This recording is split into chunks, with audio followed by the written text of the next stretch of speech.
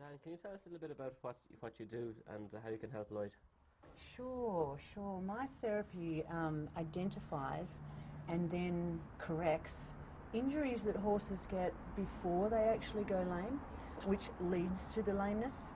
So by assessing Lloyd, I can watch how he moves and his natural posture, or how his posture is at this time, and assess what parts of his body he's looking after, as in compensating for, and this will be evident in the way he moves.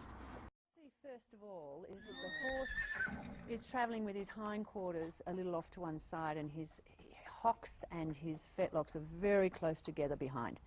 He's wide enough in the pelvis to not need to do that, so that tells me that there's some weakness up in the lower back. And then his forelimbs travel close together when they're in the air. So the right hind's the one that has me a little bothered. Okay. Because it steps to the midline. What and does not that mean? it steps across to the centre and not directly behind the front leg. Would that be a sign of an old injury, or? Very possibly, very possibly. But what it will do is put too much weight with a torque, with a twist on the hock itself, coming up under the body. Now, not so bad in straight lines, so while he was racing, it wouldn't have caused a great problem. But once he starts circle work and dressage and jumping, where he has to jump off an angle, then we're going to have problems. Yeah. So we need to address that. Okay. And Brian, I'd like to see him trot now, please. A nice brisk trot. Straight away we see the right hind is stepping way into the midline. Okay. And if you watch him coming towards us now, you'll see that both hind feet are almost on the same line. Yeah, I do see that. They're not on separate lines. Yeah. Yeah. Now that is an indication of chronic lower back pain in the lumbar region. Yeah. And the horses tighten up in the whole of the loin and draw the hind feet together like that. Yep. More so on the right. Yes. I do see that. Yes. But see when he turns there. Yes, he almost yes, he almost cannot swivel on the right hind at all. Yeah. Yeah. Yeah. So and I see it coming right in there as well. Exactly. That's exactly right. Would that be old injury as well, or? I'm sure that there's stuff going on in there. Yes. But I know that we'll be able to make improvement with this horse. Now he's not lame. This is what we call a subclinical lameness, that you just feel in the corners of the dressage arena, or he won't go forward and stay bending, or he won't stay round. If he's forced to, then you'll feel him go uneven. Okay. So we want to catch this before there's any sign, as the work increases, of the horse having any lameness. You can see here that he's just not comfortable travelling what we would call straight. Now if he's not comfortable in himself, then as we ride him, he's going to object to being asked to go straight. Okay. So what we're going to do now, I'd like to view the horse from up above him, over the top of him, with him standing quite square, and see if his spine is in alignment. Right, okay. And any asymmetry we might see. Lucinda, if you take that piece of mane forward so that I can compare the two scapula, the top of his shoulder blades. What we can see here, what I can see, is quite a difference. The right one is much higher and protruding out. The left one slopes off really quickly. Now, usually, or we used to think that that meant that the left one hadn't built up yet. But in thoroughbreds, that doesn't work. They're not supposed to have a great deal of muscle over the top there. Yep. So what my work has proved is that the shoulder blade that has the highest one is actually the one with the major problem. Now if I just go up a little bit more, I can also see that that has created a deeper hollow in the wither pocket where your saddle sits. And I'll show you in a moment how I can, this is not a subjective view, how I can show you with the measurement of that. Okay.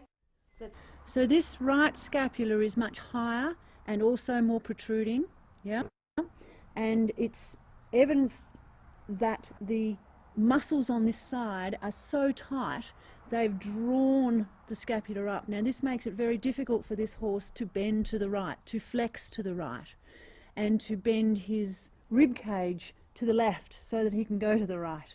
Yeah. Okay. Now with the pockets being so different here, this one being so hollow, the saddle cannot sit evenly on the horse. So we don't have even weight distribution, and the saddle will get hooked in behind this scapula and create a further problem for him to turn right.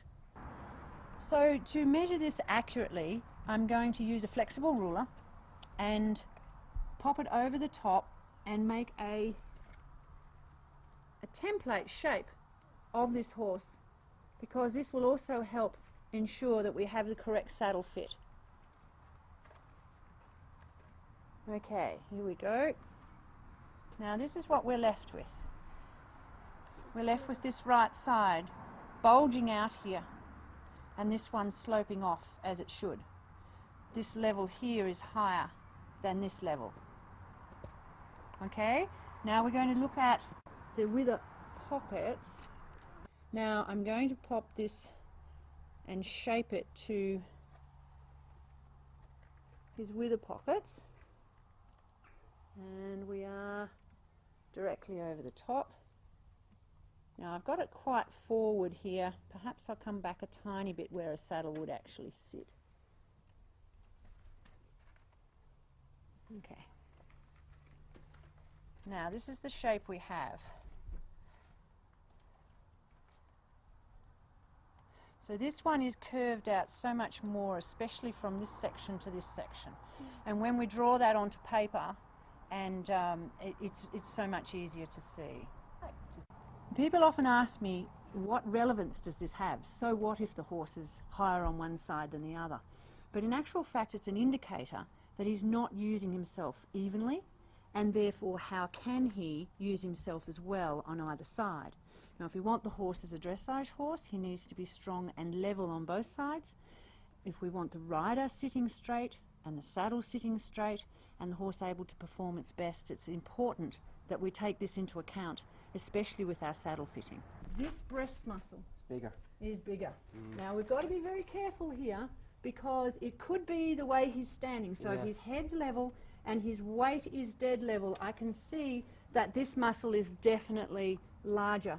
Now that could be changed if I push on him and put weight on the other side, okay?